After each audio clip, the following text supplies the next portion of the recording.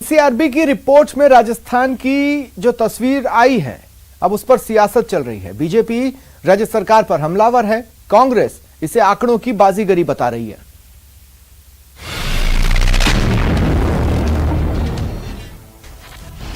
NCRB की report पर महाभारत, आंकड़ा आया, सियासी भूचाल लाया। बीजेपी कांग्रेस आमने सामने। सबसे पहले नेशनल क्राइम रिकॉर्ड ब्यूरो के उस आंकड़े को जान लीजिए जिसे लेकर मरुधरा की सियासत में महाभारत छिड़ गया है। एनसीआरबी की ताजा रिपोर्ट के मुताबिक देश में रेप के मामलों में राजस्थान टॉप पर है। साल 2020 में राजस्थान में रेप के 5310 मुकदमे दर्ज हुए। दूसरे नंबर पर यूपी रहा, जहां 2796 मामले सामने आए। साल 2019 में भी प्रदेश में सबसे ज्यादा 5997 केस दर्ज हुए थे। रेप के मामलों में टॉप करने के बावजूद राजस्थान में महिलाओं के खिलाफ होने वाले अपराध में लगभग 16% की गिरावट देखी गई है। राजस्थान 34,535 मामलों के साथ तीसरे नंबर पर है। अब इसी आंकड़े को लेकर बीजेपी कांग्रेस सरकार पर हमला बोल रही है।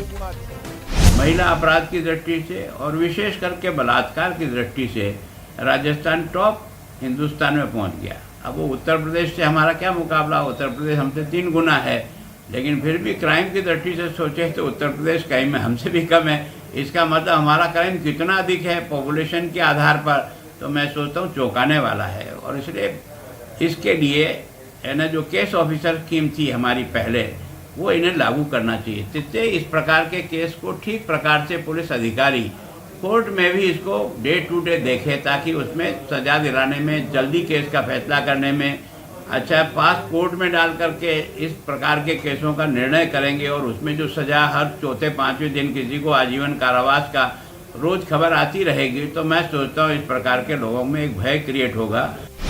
बीजेपी ने एनसीआरबी की रिपोर्ट को आधार बना गहलोत सरकार पर हमला बोला, तो कांग्रेस ने भी बीजेपी पर पलटवार किया है और इन आंकड़ों को ही झूठा करार दे दिया है। कानून व्यवस्था राजस्थान की हरियाणा, एमपी, गुजरात, उत्तर प्रदेश से 100 गुना अच्छी है।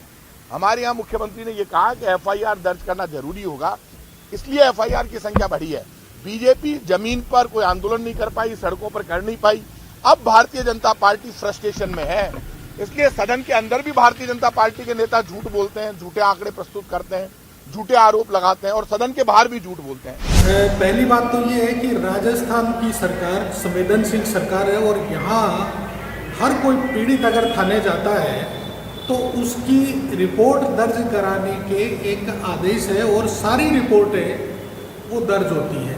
राजस्थान में पीड़ित की रिपोर्ट आवश्यक रूप से दर्ज होती है, इसलिए भी राजस्थान में ये आंकड़ा अधिक हो सकता है। इसका सबसे बड़ा उदाहरण ये भी है कि जब जो मुकदमे दर्ज होते हैं उसके अंदर जब पूरे राष्ट्रीय हम स्तर की बात करें तो 23% मामले अंजाम तक पहुंचते हैं और राजस्थान में 45% तक जो है वो ये रेशो है कि पीड़ितों को न्याय मिलता है। एनसीआरबी की रिपोर्ट तो अब आई है। क्राइम को लेकर बीजेपी पहले से हमलावर है। इस रिपोर्ट के आने के बाद तो जैसे बीजेपी की बाँछें खिल गई हैं, लेकिन कांग्रेस भी हार नहीं मानने वाली है। वो भी बीजेपी के आरोपों को अपने तथ्यों के आधार पर काट रही है।